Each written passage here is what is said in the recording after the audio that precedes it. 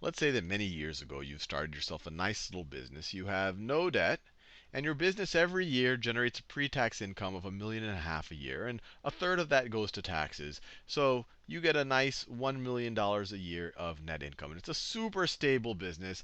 Nothing risky over here. Just by virtue of what your business does, the odds of this 1 million a year changing for the better or the worst isn't that likely. So this is essentially this is what your balance sheet would look like. These are your assets. You have no debt. Let's assume you have no liabilities. And so you own all of the equity. You essentially own all of the assets.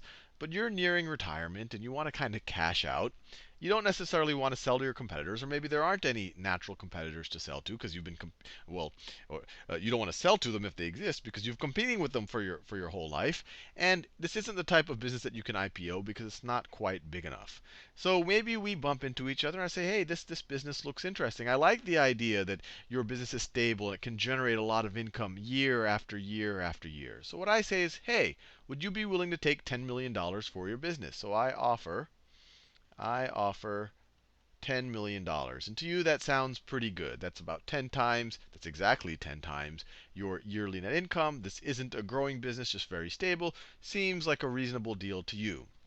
On the other hand, for me, I'm like, paying $10 million and getting $1 million a year, that's kind of 10% on my money. That's okay, but maybe I can get some leverage here. Maybe I don't have to put all of the 10 million in. Maybe I could borrow some of it, and maybe I'll get a better return that way. So when it comes time to closing,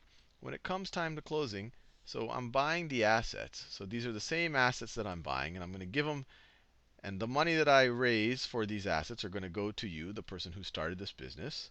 So here are the assets.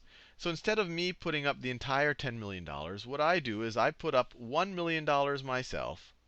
So I put up $1 million myself, 1 million from me, and I go to a bank and I say, look, will you lend me $9 million? I'm going to put $1 million of my own money. Will you lend me $9 million to help buy this business for $10 million? And the bank will say, I don't know, that's a lot of money. We're putting a lot of money at risk.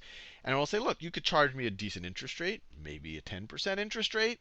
And this is a super stable business. So clearly I'll be able to pay the interest on that money from the business. And if for whatever reason I'm not able to pay the money, you can get the business. So I'm essentially giving you the business as collateral. So you find some bank to agree to it, and so they will lend you $9 million.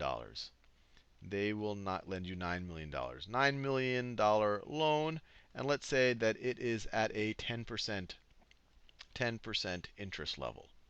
So now after I have, so 9 million from the bank, 1 million from me, that goes to you. You can now retire and buy your dream home or whatever else you might have needed to do with that money. You could leave it for your children, whatever you might donate it to charity, whatever floats your boat. But now the capital structure of the business looks like this. I now do have a lot of debt. I've bought you out using leverage. This is a leveraged buyout. So now there is $1 million of equity that came from me, and there's $9 million of debt that came from the bank. That's $9 million of debt. Assets, at least what I paid for it, was $10 million. Liabilities are $9 million. What's left over is $1 million. And let's think about how this investment, assuming the business keeps generating $1 million a year, let's think about how good of a payoff this might be for my $1 million investment.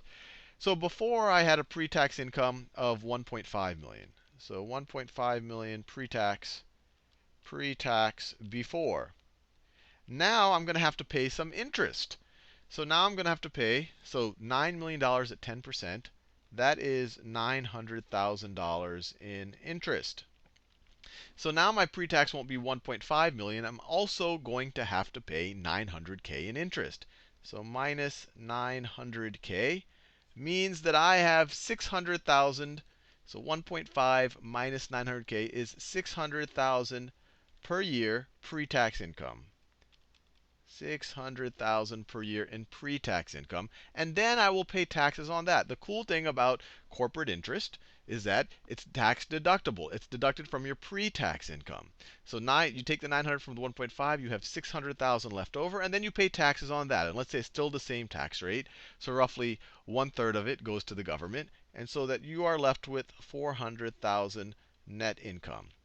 And if you look at the math, this is actually a pretty good deal for me. Or I was saying you, but I'm the guy who bought it. You are the guy who sold me the business. So this is me now. I am left with $400,000 net income per year, which is pretty good because I only made a $1 million investment. So even though this looked like a sleepy business, even though it looked like I was only getting a 10% yield on it, because I was able to leverage up, I was able to do this leveraged buyout, I'm now able to make $400,000 per year on a $1 million investment.